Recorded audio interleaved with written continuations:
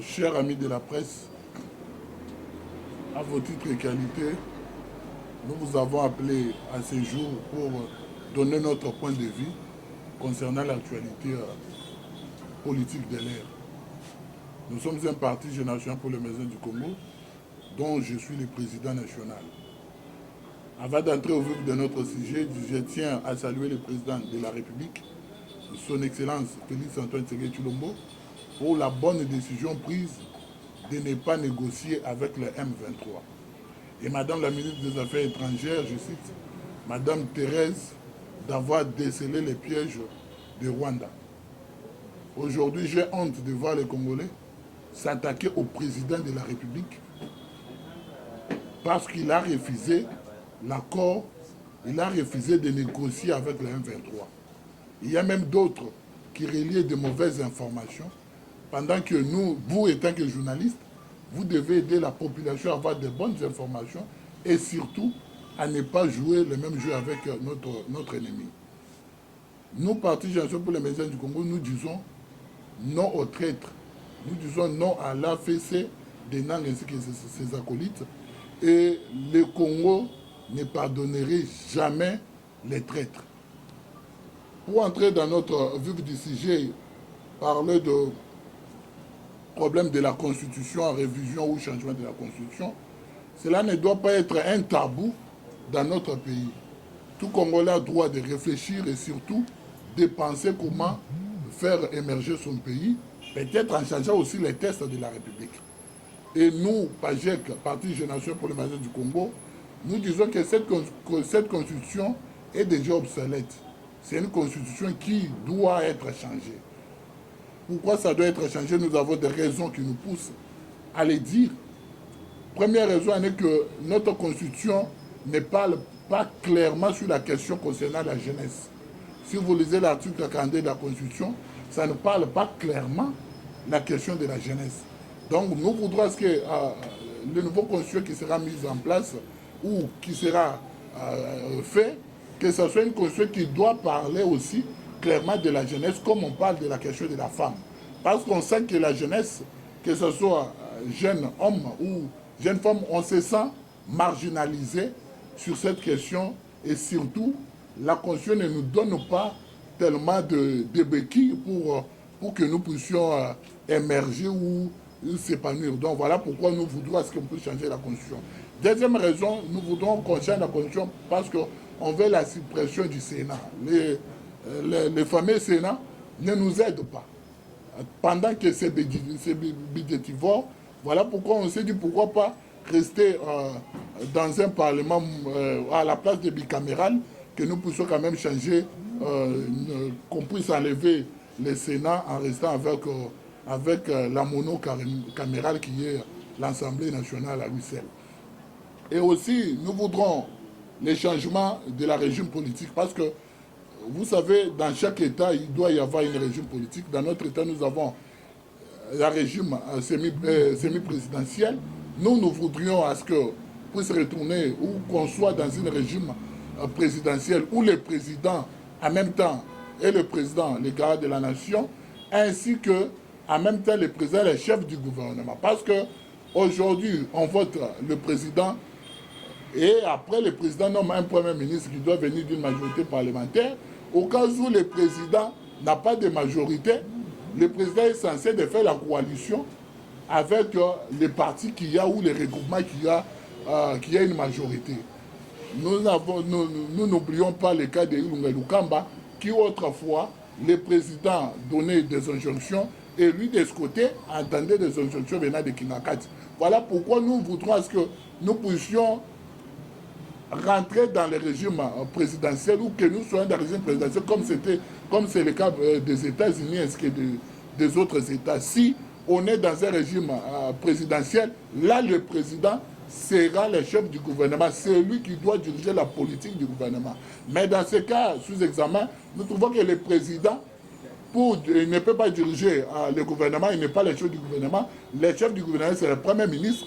Et la politique du gouvernement est en concertation avec le président. Donc le président doit se concerter avec le Premier ministre afin que le Premier ministre mette sa politique au sein du gouvernement. Voilà pourquoi nous voudrions à ce que nous puissions changer la fameuse constitution pour que nous puissions faire entrer ces 3 raisons que nous voyons comme des raisons importantes. Et aussi, les assemblées provinciales. Les assemblées provinciales sont, j'ai comme l'impression que les assemblées provinciales sont inutiles dans notre pays. Ils n'apportent rien si ce n'est que mettre de l'embrouillement au gouverneur. Donc nous avons des assemblées provinciales qui ne font rien. On est dans la ville provinciale de Kinshasa, il n'y a pas de route, il n'y a rien qui s'est fait.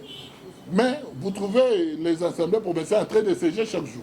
Donc nous ne voyons pas l'utilité des assemblées provinciales. Voilà pourquoi nous voudrons à ce que cela soit aussi changé.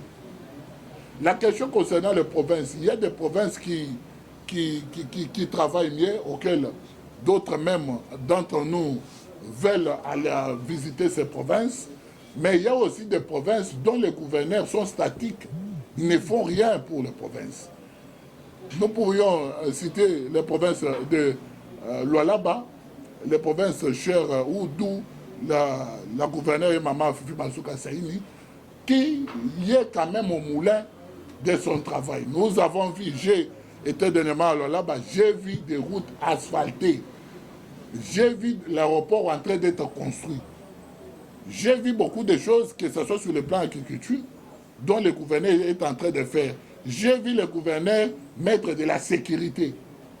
Voilà, aujourd'hui, tous les Quinois veulent aller à Lualaba, tout simplement parce qu'il y a quelqu'un qui veut faire de sa province un bijou.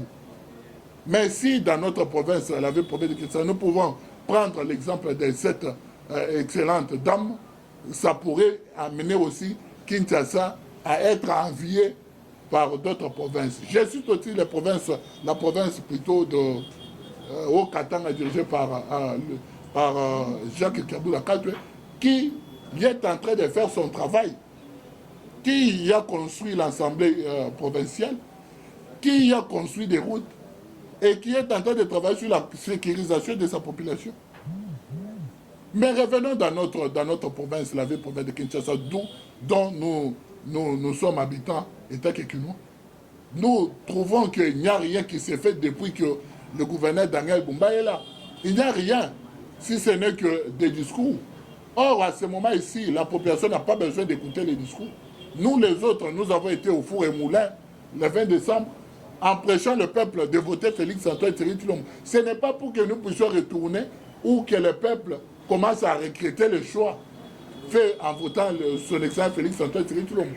Maintenant, si vous êtes gouverneur, vous ne travaillez pas pour votre province, qui vous voulez qu'il puisse travailler pour votre province? Depuis qu'il est là, il ne fait rien.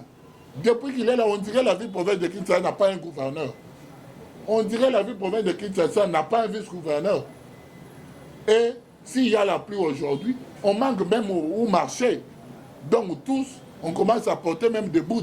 Pourquoi? Parce qu'il n'y a pas de route. Parce qu'il n'y a pas de route.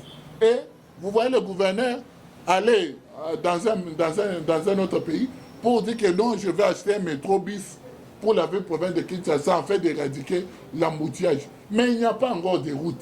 Il n'y a pas encore de route. Si peut-être on avait des routes là, on allait se dire oui. Où est le rôle des transports aujourd'hui? Il n'y a plus de transports sur la route. Pourquoi? Parce qu'il n'y a pas de route. Les routes sont impraticables. Voilà pourquoi nous interpellons le gouverneur Daniel Bumba. Nous lui demandons à ce qu'il travaille, à ce qu'il se mette au travail. Ce n'est pas le temps des discours. Ici, on n'a pas besoin des élections pour qu'il soit voté. Maintenant, nous devons travailler. C'est notre pouvoir et nous devons voir à ce que cette population a trouvé les quais de cause en votant plus de 70% Félix-Antoine Tshisekedi aux élections. Donc, que le gouverneur Daniel Bumba se mette au travail. Qu'il travaille, qu'il construit des routes et qu'on arrange les routes. Parce qu'on a déjà des routes. Si on peut reconstruire ou construire des routes secondaires et arranger nos routes, je pense que ce problème d'embouteillage sera éradiqué. Aujourd'hui, je me trouve même en difficulté de marcher avec les véhicules. Pourquoi? Parce que tu seras toujours dans l'embouteillage. Que tu veuilles ou pas, tu seras toujours dans l'embouteillage. Et comment pourrions-nous être dans un capital où il y a tellement d'embouteillages. Chaque jour, même à 7h, 6h, il y a l'embouteillage.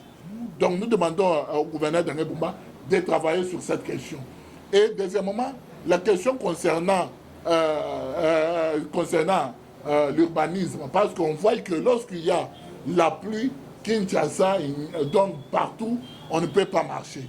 Donc nous demandons au ministre de l'Urbanisme et de l'Habitat d'essayer de faire son travail pour que nous puissions quand même se sentir dans un pays où même la pluie il peut pleuvoir et nous marchons comme il faut. Donc c'est un peu ça sur les gestions des provinces, si je pourrais citer que celle-là. Et aussi le gouverneur de Lomami, il doit aussi travailler parce qu'à Lomami, il n'y a même pas de route. C'est honteux. C'est honteux. Il n'y a même pas de route. Donc si le gouverneur de Lomami peut aussi se mettre au travail sur cette question. Parlons des questions des inégalités sociales. Nous trouvons que de jour en jour, la vie devient de plus en plus chère. On ne peut pas s'envoler la face parce que nous sommes de l'Union sacrée. On ne peut pas s'envoler la face parce qu'on soutient le président de la République. J'ai toujours dit que soutenir le président de la République, c'est faire le bien pour la population. C'est ça l'effet de soutenir le président de la République. Vous ne pouvez pas dire que vous soutenez le président de la République en faisant de mauvaises choses pour la population. Non, non. Soutenir le président, puis nous devons faire de bonnes choses. Et la population doit se sentir que non, non, le président est en train de travailler. Parce que le président ne peut pas être gouverneur, le président ne peut pas être ministre, le président ne peut pas être premier ministre, mais il doit y avoir des personnes, des collaborateurs sincères qui doivent travailler pour que, à la fin du mandat du président de la République, qu'ils se sentent qu'il a fait ce qu'il faut. On ne veut pas que le président dise que depuis mon mandat, je manque même 15 personnes, comme l'avait dit le président Joseph Kabila. Nous voulons que le président, à la fin, qu'ils disent que non, non, j'avais des collaborateurs sérieux qui m'ont aidé à travailler pour amener, le pays à l'émergence. Voilà, nous demandons au gouvernement ainsi qu'au ministre de faire le travail. Aujourd'hui, tu trouves un ministre qui se sent bien en voyageant, en allant dans des pays étrangers, et nous laisser, nous, en train de croupir. Vous l'avez même vu avec la conférence de gouverneurs qui s'est fait à Tanganyika, où tous les ministres ont voulu aller. Et on a vu les photos, on dirait, c'est une photo de conseil des ministres. Et le président même en a profité pour faire des ministres.